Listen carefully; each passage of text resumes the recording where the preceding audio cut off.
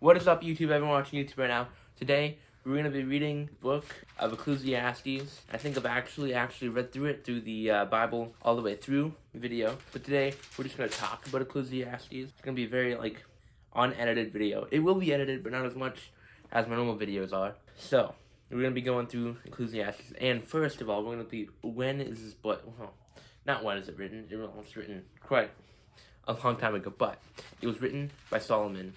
And the first verse, I'll read the first verse before I get too into it. It said, "The words of the preacher, the son of David, king in Jerusalem." So the son of David's writing this book. His name is Solomon.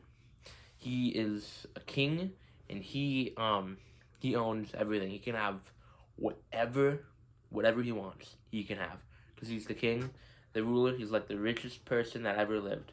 One of them. Vanity of vanities, saith the preacher. Vanity of vanities, all is vanity. And then I'll read verse 3. "What profiteth hath a man of all his labor, which he taketh under the sun?" So what profit is your work? Basically, that's what he's saying. Like, all is vanity. That's what he's saying.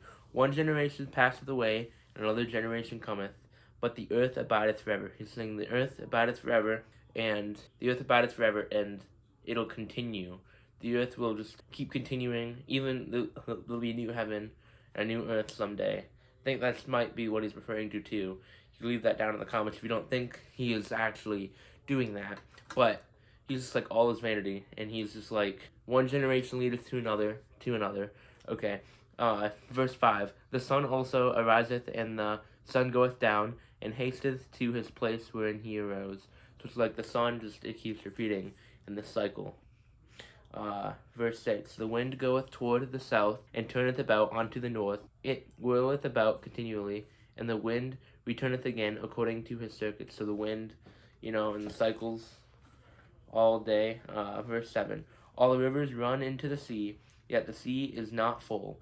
Unto the place from whence the river will come, thither they return again." So this is also talking about how the rivers go into the ocean, and the ocean's not full. Verse 8. "All things are full of labor, man cannot utter it.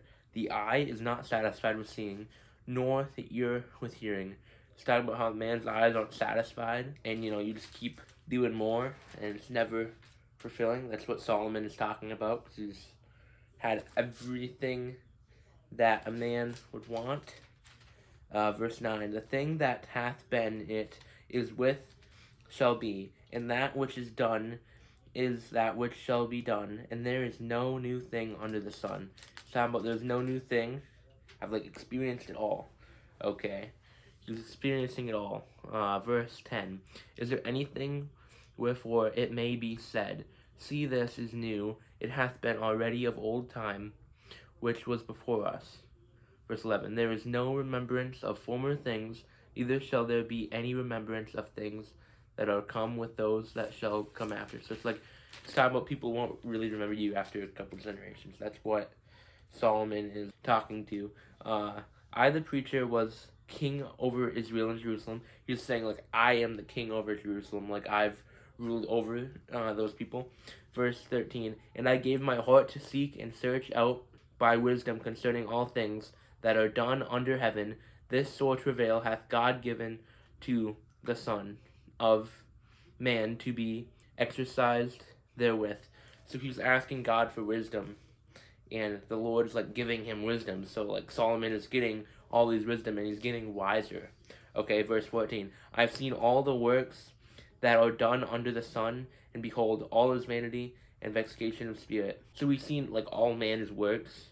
He's that's all vanity, right? That's all it'll profit nothing. Just working for yourself stuff is not. That verse 15. "That which is crooked cannot be made straight, and that which is wanting cannot be numbered."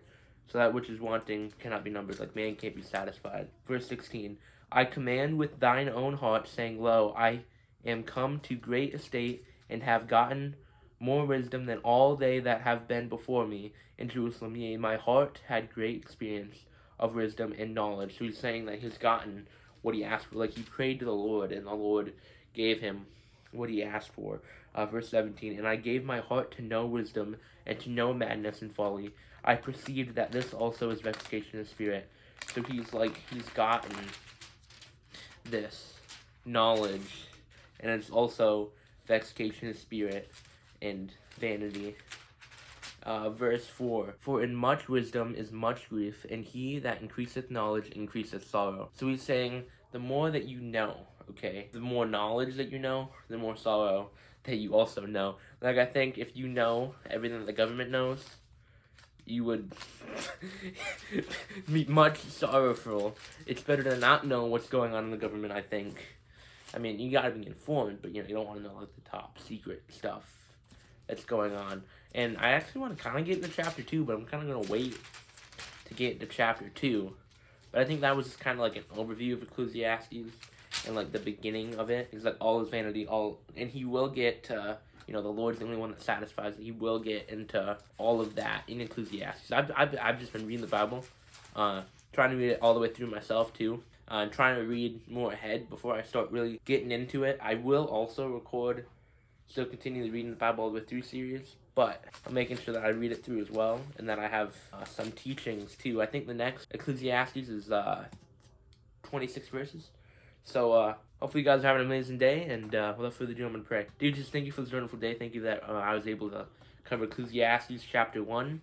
Help me, Lord, to continue and cover Ecclesiastes chapter 2 within the next couple days, Lord, and hopefully everyone watches this video is doing good, and Jesus' name I pray, amen. See you guys in the next video, and if you have anything to add, anything to say about Ecclesiastes chapter 1, I would encourage you to go down in the comments below and say what you thought about it, and if there's anything that I missed, I can go over a little bit next episode, a little recap of stuff in Ecclesiastes 1 before we go and jump into 2. Without further ado, see you guys next video. Bye-bye.